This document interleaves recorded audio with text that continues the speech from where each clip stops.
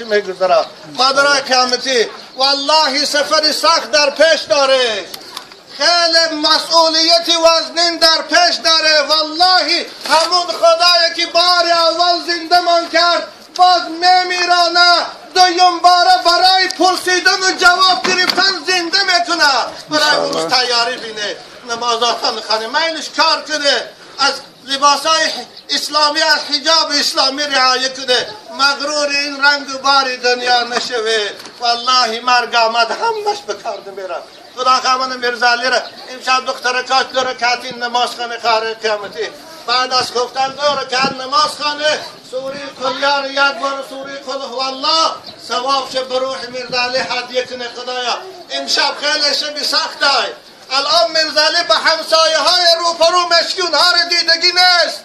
الان خانه میره که او خانه را ندیده بود، خیلی براش دهشت است.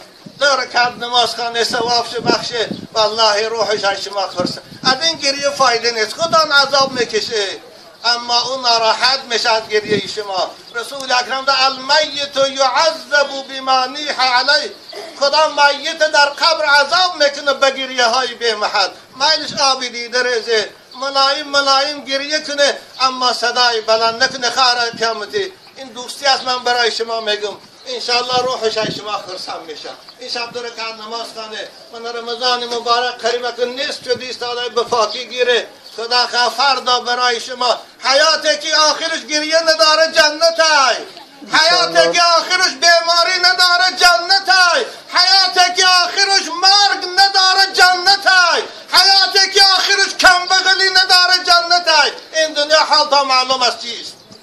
میخوای حیاتی با راحت، میخوای حیاتی همیشگی، میخوای حیاتی جاویدانی، میخوای حیاتی خوشنودی خدا، بندگی خدا کنه، هم کاری دنیا کنه هم عبادت خدا کنه.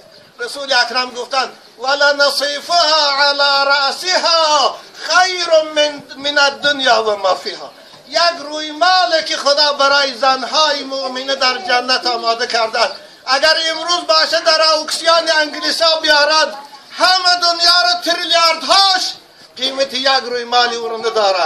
وای برای شماست خواهر عزیز، ما درای قیامتی وقتی که بندگی خدا کنه و از به حیای حقتان نگه داره. رسول اکرم میگه هر عیال 5 وقت نماز خانه رمضان مبارک روزه شگیر شوهرش احترام کنه، از کدام داره که خواه جنت میگره. خدا همت نگه داره. خواهرای قیامتی صبر جمیل و بیماراتان شفاتی و به توفیقاتان توفیق دیو، مسافراتان در مسافرتان نگه دارو.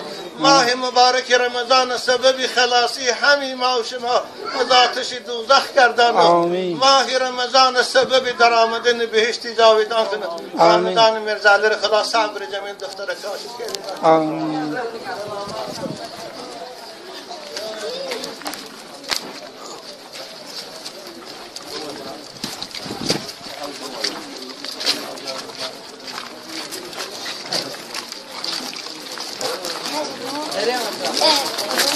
في اشياء من